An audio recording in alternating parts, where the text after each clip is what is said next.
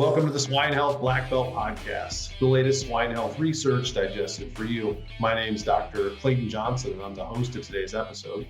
Joining me on today's episode is Dr. Rachel Patton with our team here at Carthage Veterinary Service. Rachel, welcome to the podcast studios. Hello, nice to be here. Yeah. Well, thank you very much for coming on. Rachel, you and I have got to spend more time probably than you wanted to this week with me. So we're very well acquainted. But for maybe some people in the audience that haven't had the pleasure of meeting you, please give the audience a bit of an introduction. All righty. Well, as Clayton said, my name is Rachel. I am a recent graduate from Ohio State University. I actually completed my undergraduate there along with my DVM. While I was in vet school, I actually completed an internship with Carthage in the summer of 2020, which is actually where I completed the research that we're talking about today. So, excellent. Yeah. And Rachel, as I recall, your research was focused on the topic of Lawsonia Intracellularis, bacteria that causes the disease ileitis. Certainly a disease that can cost pig producers a lot of lost performance through poor feed conversion, even mortality in some situations. And, you know, anything that impacts feed conversion impacts the bottom line for pig producers, and especially with feed costs the way that they are right now, that's of a lot of interest. Would you mind talking to us a little bit, Rachel, about kind of the origin for the idea, you know, of working on ileitis in your specific project? Yeah, so like you mentioned earlier, Lawsonia can cause a issue primarily in like our grow finish pigs, and so the data that exists or prior to this research was pretty sparse with how Lawsonia is being shed and if the sows are playing any role in that. And so the doctors that kind of helped me with my research project, that was something that they wanted to investigate because it hadn't been investigated prior. And so my research was primarily focused on the commercial sow side of things. And so we ended up going to 3 different farms that were of similar health status, and they were all about 5 to 6,000 sow head farms, and they all received gilts from different sites. So those replacement gilts were from different sources. And so primarily the goal was we assessed 3 different samples. And so the first set of samples were from sows in the farrowing house. And so I went in to the youngest farrowing rooms and collected fecal samples from 60 random sows. They just had to meet the criteria of having a farrowed within the past 5 days. And so I collected like 5 to 10 grams of feces digitally and sent those off to be analyzed. And those were analyzed using PCR. And so after collecting the fecal samples from the sows, I went back in right before those pigs were weaned and actually collected environmental samples. And I really was focusing on the creep area, so where those piglets were primarily defecating, and we're getting little like Swiffer pad samples, and those were also analyzed using PCR. And the last part of the research was going into the gestation barn and randomly selecting sows or gilts and drawing blood from them and using ELISA serology from the blood that we collected from them. And so what we actually ended up finding was that one farm had sow fecal matter that was testing positive on PCR for Lawsonia. And then we also found, I think it was all three farms actually were testing positive on their environmental samples via PCR for Lawsonia.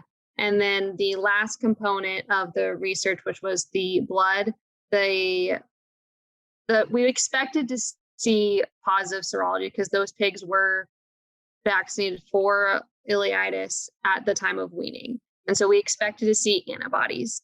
And what we actually found was that 2 of the farms did not have the 60 of the 60 testing positive. Actually, 2 of the farms had like 2 to 3 samples that were not of enough value to be positive for antibodies, which was very interesting because it poses a lot of questions of whether or not we should revaccinate our sows while they're in the commercial setting. And Yeah, so it was a great project because we didn't know what we were going to find when we started the project. We had no idea if we were going to find it from the sow or in the environment. So the fact that we found it was rather exciting for me and the doctors that I was working with. What can you take home, Rachel, about sow shedding based on all the diagnostics that you've done? Is the sow shedding something that we can presume happens all the time, some of the time, none of the time? Can you make any conclusions there? That's a great question, and I think it's something that we would have to do more research on. We really wanted to focus on that periparturient stage of the sow because that's where the sow could be exposing the piglets, rather than ferrying crate, and it's that the piglets are interacting with that sow. Like that is the most time they're going to get the exposure. And so that's probably the most critical time point that would be the most important to be sampling for Lawsonia.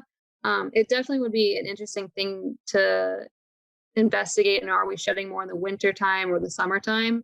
But that would it's just another further point of investigating that we would need to do. Lawsonia is not something that we do a lot of routine monitoring on in the finishing pigs. Do you think it's possible, Rachel, to create populations of finishing pigs that are truly naive for Lawsonia, that are not infected when they're placed as wean pigs, and then keep them not infected? I think it could be a possibility, and I think we have the resources now to monitor them, like make sure that they're naive and negative going in, and we can monitor them throughout those stages. So I think it's something that we could do to determine if we could keep it out of a herd or something like that. Yeah, I mean it's a big piece of information for the swine industry if we can do that.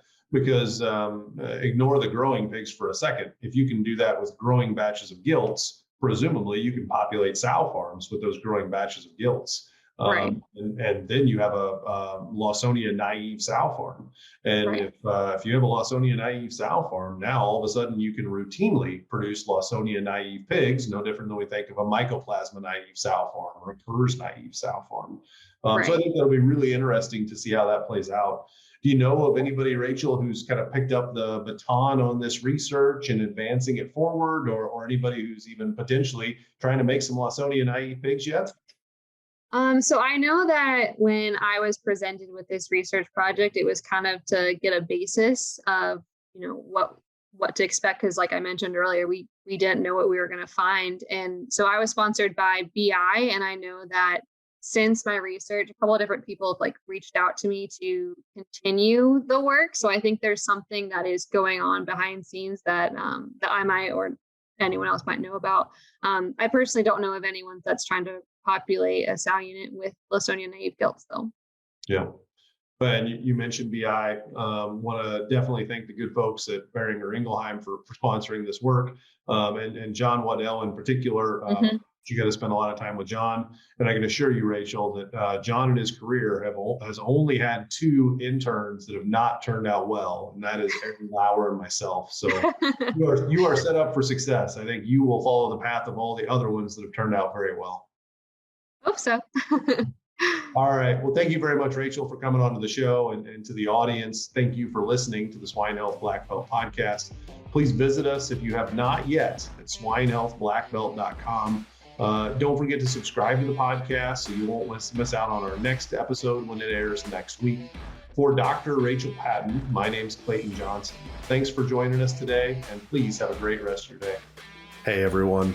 We're always searching for the latest and greatest research to share each week. If you have a swine health-related research trial and would like to come on the show to talk about it with me and share it with our audience, feel free to send an email to healthblackbelt@swineit.com, and we would love to take a look at your research.